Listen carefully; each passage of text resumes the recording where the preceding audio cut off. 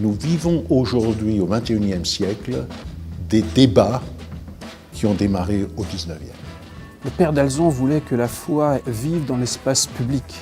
Et on n'a jamais fini de se laisser façonner par un fondateur. Le fondateur, il pose des bases dans une société et ensuite ce sont les frères qui le suivent aussi qui permettent de transmettre cet esprit d'Emmanuel d'Alzon.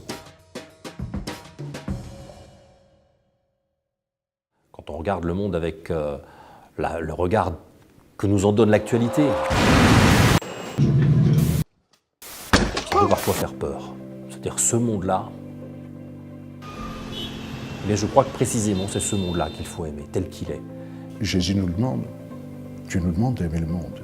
Ça ne m'aiderait même pas à l'esprit de haïr le monde. Je dis, le monde créé par Dieu, et il l'a dit à la fin de la création, et tout cela était beau. Quand on regarde la société et le monde comme le lieu où s'accomplit l'Évangile, eh bien, on ne peut que l'aimer.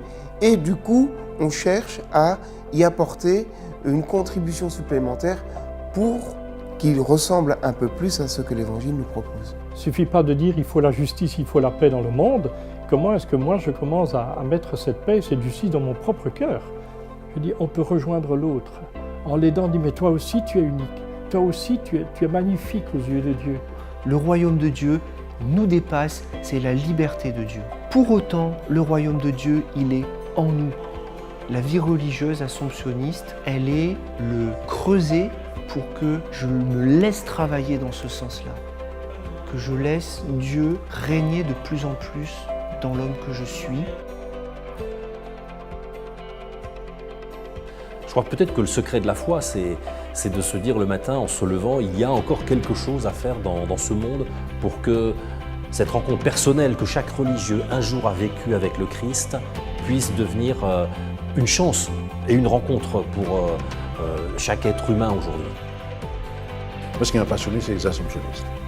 C'est ces hommes que j'ai vus, avec qui j'ai vécu leur esprit de famille, la façon dont ils étaient passionnés pour leur travail d'éducation. Ils n'étaient pas d'un moule et des passionnés.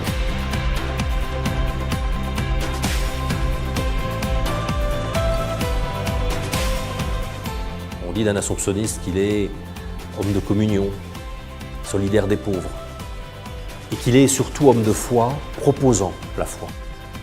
Nous pouvons tout faire dans l'Église. On ne sait pas nous classer dans un secteur particulier, c'est impossible. Non, tu vas où Dieu est menacé, tu vas où l'Église te demande d'aller. On est, je veux dire, inclassable.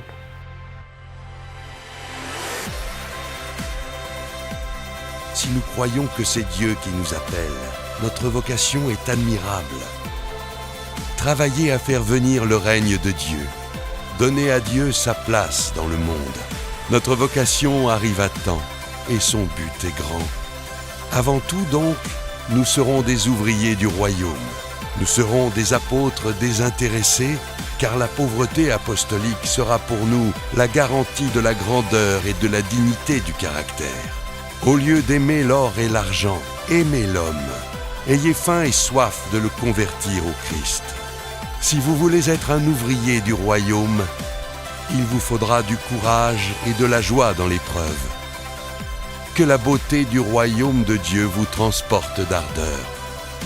Pourquoi le monde est-il créé, sinon pour le royaume de Dieu? Pourquoi le Christ s'est-il fait homme, sinon pour construire le royaume?